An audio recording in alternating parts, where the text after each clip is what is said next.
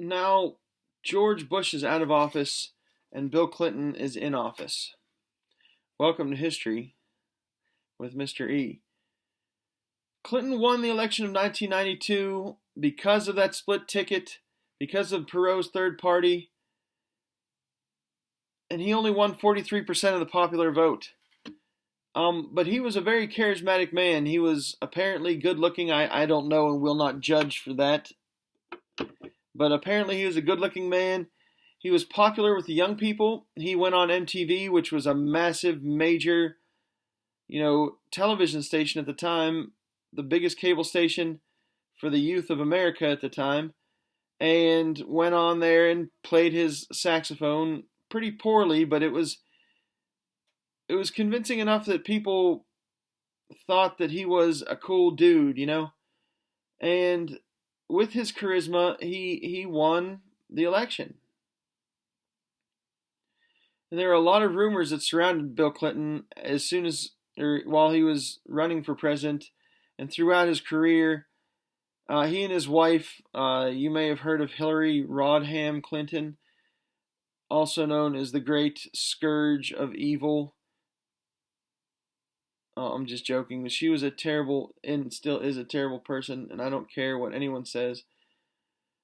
But there were a lot of rumors swirling around Clinton. He was dirty in politics. People had died around he and his wife when they got in their way. They were terrible at business and made some bad business decisions and then found ways to cover it up and still come out on top. The biggest one was the Whitewater affair, which was nothing but bad real estate deals that the Clintons were trying to weasel out of. 6 years of deliberations to try to see if they were doing illegal practices, and they were unable to find sufficient evidence.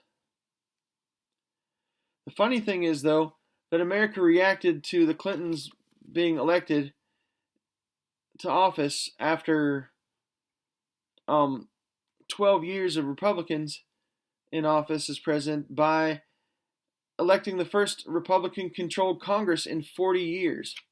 I remember when that happened too. It was big news because it basically took a lot of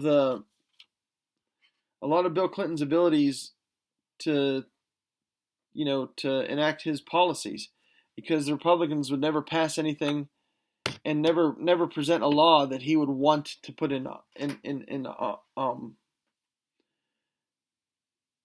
to enact. He made a lot of promises. Bill Clinton made executive orders. Those are presidential orders like Obama was so famous for making, to remove restrictions on abortion. He changed policies. I mean, restrictions on abortion could be big time. You couldn't be a certain amount of weeks along in your pregnancy. You couldn't. A lot of states had put on pretty severe limitations to give the right to life to these children. But Bill Clinton fought hard to remove those restrictions because he believes in a woman's right to choose to murder children if she wants to. He was not a moral president.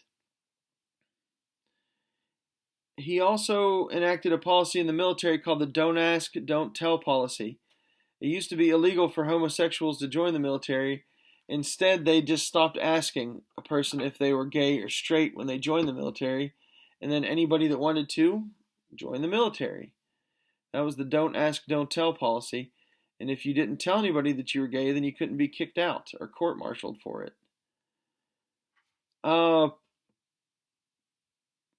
His wife, Hillary Clinton, worked hard to push through a national health care plan to socialize medicine. And it failed, thank goodness. It did come about several years later under Obama and was a failure then too. And has since been attempted to be fixed by President Trump, and that's been a failure in larger part also. Socialized medicine does not work for our country because we are not a socialist country. so we don't need socialized medicine. Clinton's foreign policy was diverse. In 1993, he signed the North American Free Trade Agreement, which eliminated all tariffs and trade restrictions between Canada, Mexico, and the United States. No tariffs or trade between Canada, US, and the United States. So now Canada, US, and Mexico, now Mexico was free to trade with the United States without having any tariffs. They built a ton of cheap factories, and a lot of jobs went from American factories to Mexican factories. Not a good thing for American economy. We're still losing jobs in Mexico. A lot of jobs in my community have gone to Mexico. And it really hurts, but the Mexican people and Mexican industry is less regulated than American industry, and the workers will work for significantly less than American workers demand for pay. Clinton worked hard to coordinate foreign policy with the UN. In other words, Clinton did whatever the UN told him. This was the same thing with Barack Obama. If the UN snapped their fingers, Barack Obama went running and did whatever he wanted to because he wanted to turn America into part of the European Commonwealth. But we're America, and Clinton was the same way. He kowtowed to anything the UN told him to do. We're America. We need to live as Americans, independent and free from influence by foreign countries.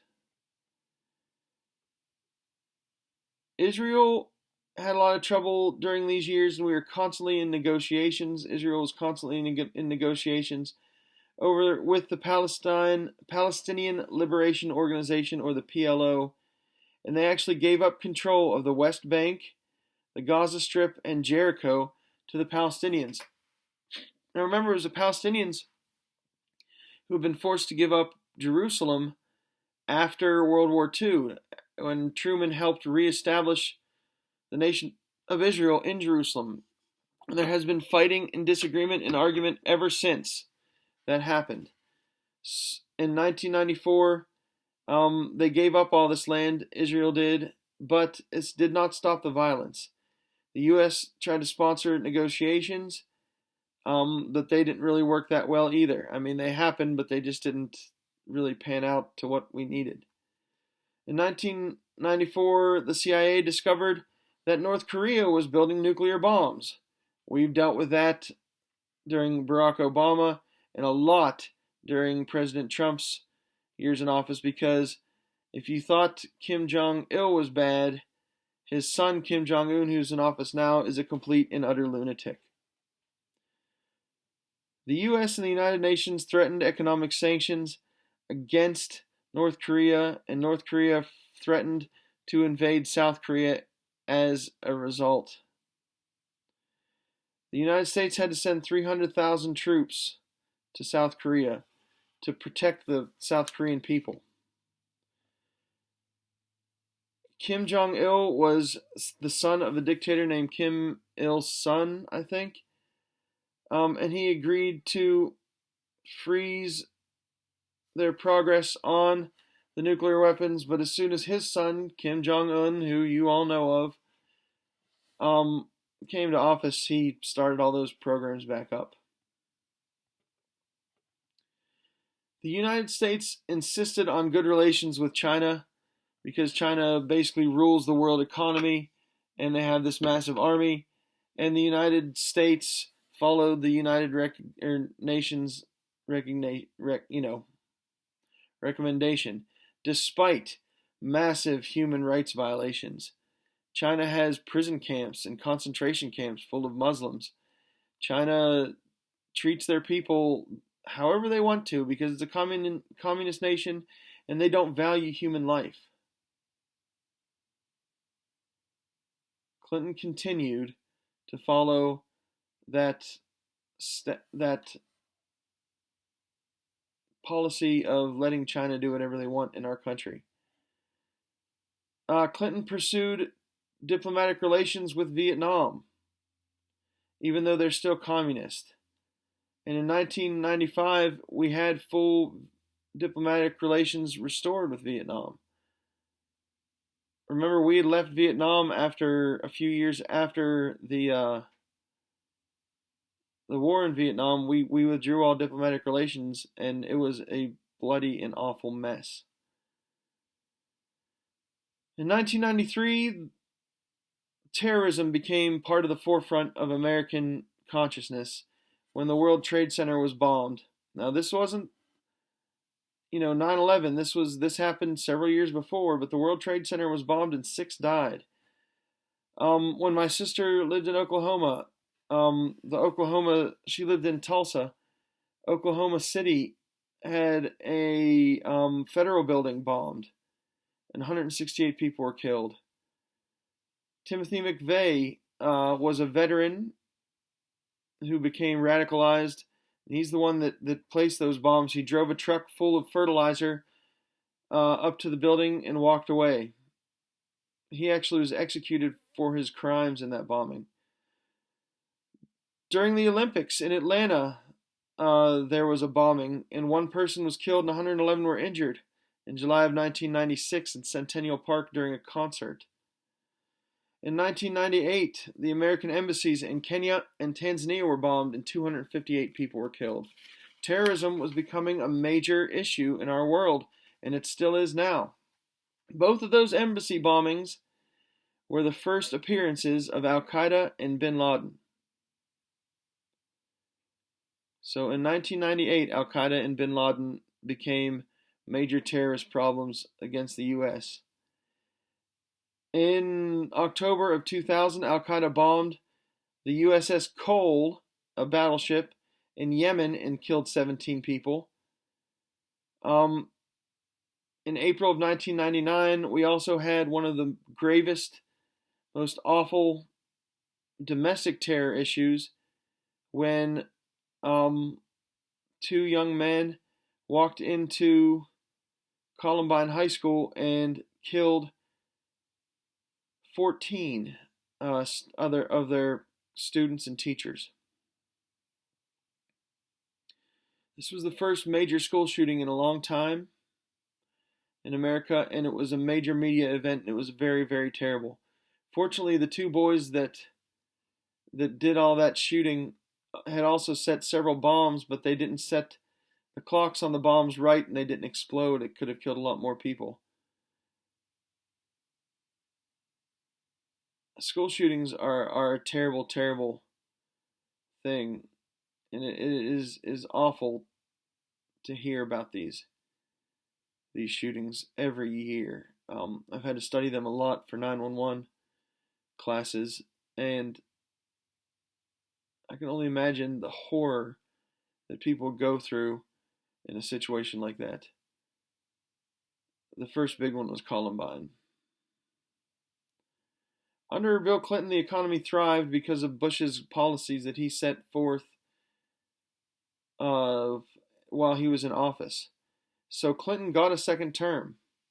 But the second term was filled with scandal. He was actually impeached by the House for perjury, which means lying under oath, and for obstruction of justice. He was only the 2nd president ever to be impeached, but he was acquitted by the Senate. He visited Vietnam, the first president to visit Vietnam since the Vietnam War. In the economy, the federal interest rate rose, and we saw a decrease in consumer spending because of it.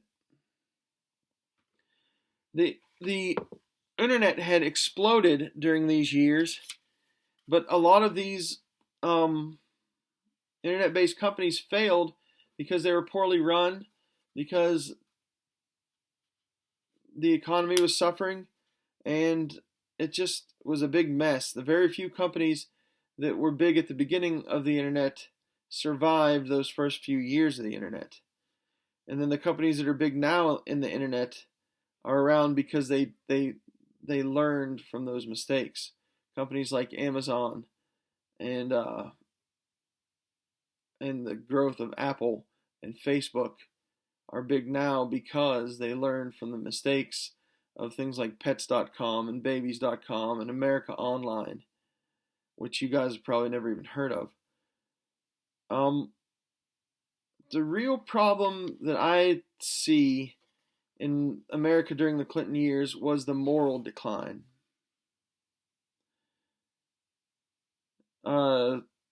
Courts began to reduce sentences for criminals.